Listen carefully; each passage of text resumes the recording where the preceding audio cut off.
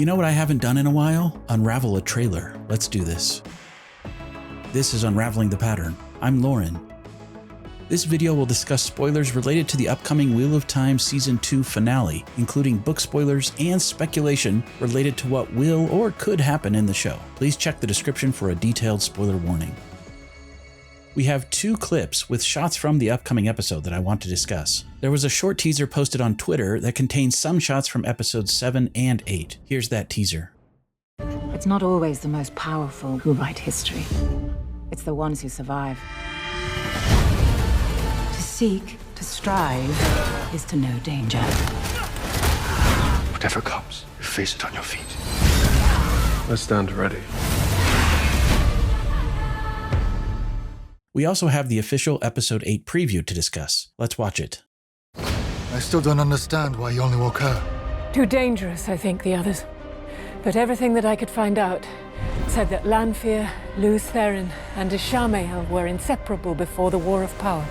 They were best friends. Just like these kids. What of the heroes of today? That is what we are now. We are all the heroes of another age's legend. I think it's time we start acting like it. Many people will wake from the dream today. To the tower! For the Lion Shinoa! If you keep fighting him, you'll turn them all to the dark. Who are you? Okay, removing title screens, repeats, and shots from episode 7, that leaves us with 43 shots to discuss. I'll reorder these as we go. I'm gonna guess we'll be getting a cold open scene that takes place in the Age of Legends again. So I'm putting this shot of Luz Therin Telamon, the dragon from the previous age, first. I like the idea that each season finale starts with another Age of Legends history lesson cold open. Actually, I wonder if the last dialogue that we hear from Ishamael in this teaser actually comes from a scene between Luz Therin and Ishii. He says, "If you keep fighting him, you'll turn them all to the dark." This could be something Ishii is telling Luz Therin about his family, or perhaps about the forces of the light during the War of Power. I suppose this could also be dialogue between Ishamael and another character like Matt or Rand, or maybe even Lanfear. Speaking of dialogue, I was very pleased to hear Moraine mention the War of Power. It's also nice to hear Moraine sharing information with Lan. Lan says, "I still don't understand why he only woke her." This is likely referring to Ishamael freeing Lanfear. As we hear Lan saying this, we see this awesome shot of Lanfear. This is definitely somewhere in the palace in Falm. The pillars here match what we've seen there in other scenes. I love the look of the crescent moon shapes on Lanfear's amazing suit. It does worry me a bit that she seems so happy. She has a definite spring in her step. Looks like her plans are going very well. Then we hear Moraine say, "Too dangerous, I think, the others," referring probably to the other Forsaken. Then she says, "But everything I could find out said that Lanfear, Luz Therin, and Ishamael were inseparable before the War of Power. They were best friends." And Lan says, "Just like these kids." Oh boy, so the pieces are all starting to come together. Ishamael, Luz Therin, and Lanfear were basically best friends in the Age of Legends who were separated because of the Dark One and the War of Power, or the War of the Shadow. While this is not lore from the books, I really like this show lore change, especially as it relates to Ishamael's and Lanfear's plans to try and turn Rand's friends in order to try and turn him to the Dark One. I think this is a brilliant concept. We see Lanfear in her iconic white with Ishamael as they sort of cuddle while gazing at the seals in Ishamael's room. This is not likely happening in a dream because Lanfear's hair is longer. For the most part, Lanfear's hair is shorter in the dream. I've theorized this before, but I'm pretty sure because of this that Lanfear and Ishamael are absolutely working together, and that Lanfear is not working against Ishamael at all in Season 2. I think both of them have the same goal, to turn Rand to the Dark One. Of course, Ishamael wants to go further and break Rand and break the wheel, but I think Lanfear wants to turn Rand to the Dark One so that she and Rand can live happily ever after, if that is possible. This shot of Ishamael looking out over Falm from his balcony makes me think that he's happy that his plans are all coming together. Thousands of threads are being tightened and the center of Ishii's pattern converges in Falm. Before moving on from this, there are some really clear shots of the seals in Ishii's room, but I'm not going to discuss the intricate details of the symbols right now. I will point out that some are larger than others and some are in much worse shape than others. I don't know why, but it's certainly intriguing. I wonder if we'll see all of the Forsaken being freed by the end of this season. Could we actually see the Forsaken being sealed away in the season cold open? And then we get about 10 shots that I believe all take place fairly close together. First, this shot of Lanfear, Rand, Moiraine, and Lan in the ways actually made me very happy, because there was a part of me that thought we might just skip straight to the group exiting a waygate near the start of the episode. But it does look like we'll get at least a little bit more time inside of the ways, which I'm excited about. My guess is that Lanfear will kick Moiraine and Lan out at this waygate near the beach, and then she'll continue through the ways with Rand for a bit more time. My hope is that she'll try to get Rand to open a waygate, and we'll get some variation of the flicker scene from book 2, but there really isn't much evidence to prove that theory. I'll talk a little bit more about this in a minute. I don't think all of these shots necessarily will happen exactly in this sequence or even at the same time, but I do think Moiraine and Lan will exit this waygate on the beach without Rand and Lanfear.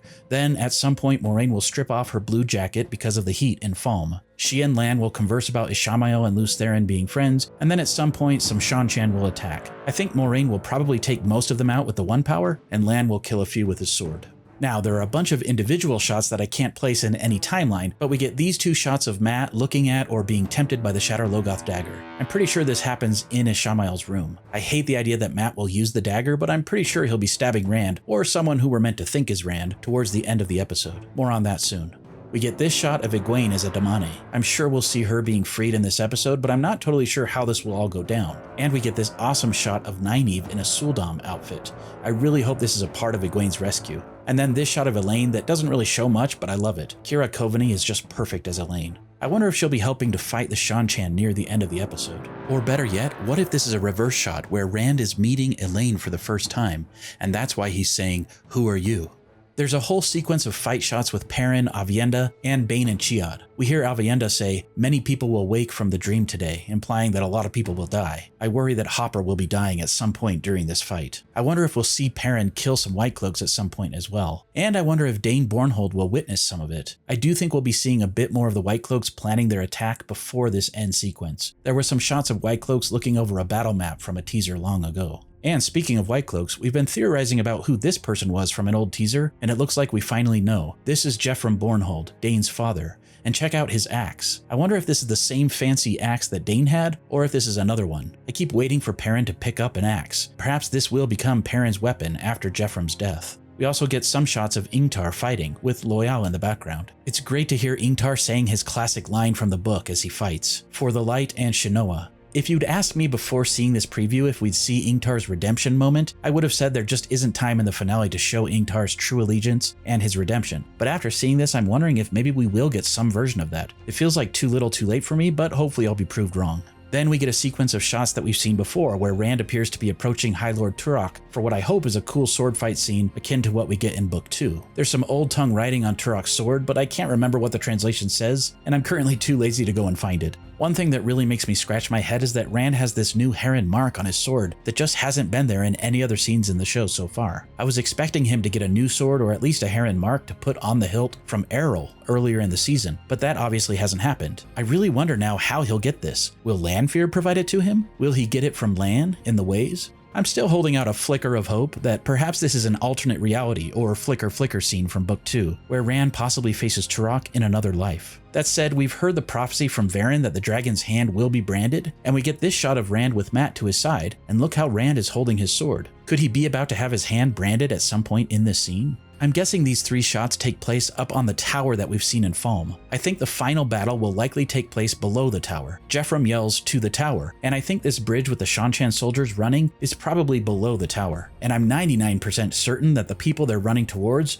are Heroes of the Horn, because of this quick shot from another teaser from earlier this season. These people look like they're ghosts, or maybe they're powered by the One Power or something. These quick shots of horses and fog also made me think of the Heroes of the Horn, though they could just be White Cloaks charging towards the city as we've already seen in some teasers. Anyway, I'm very intrigued by what Rand says in this shot. They cut this in a way to make it look like Rand is looking up at Ishamael when he says, "Who are you?" Also, it looks like he's just been stabbed by Mat, presumably by the ruby-hilted Shatter Logoth dagger, just like Min saw in her vision. So the question is, who is Rand looking at when he says, "Who are you?" I like the idea that someone else will show up in this scene. The way this is cut, it looks like Ishamael might be looking at somebody else to his right, our left. What if another of the Forsaken shows up? Or even better, what if it's one of the Heroes of the Horn, like Arthur Hawkwing? My favorite theory, though, is that this might not be Rand. What if somebody else looks like Rand in this moment as some sort of trick from Lanfear, and that person, likely under compulsion and with some sort of mask of mirror's illusion, is there pretending to be Rand and gets stabbed and killed by Mat? The person's compulsion and face illusion could disappear after they're stabbed. What if they're saying "Who are you?" to the real Rand? They could be looking up at Ishamael in confusion, not knowing who he is as well.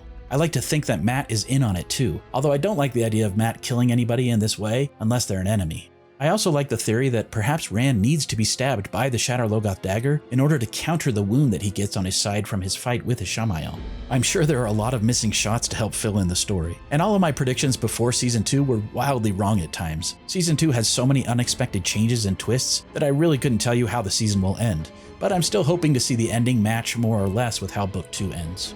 What do you think? What are you most excited to see in the finale? And what did I miss? As always, thanks to my supporters, and thank you for liking, subscribing, and commenting respectfully. Until next time, let the dragon ride again on the winds of Prime.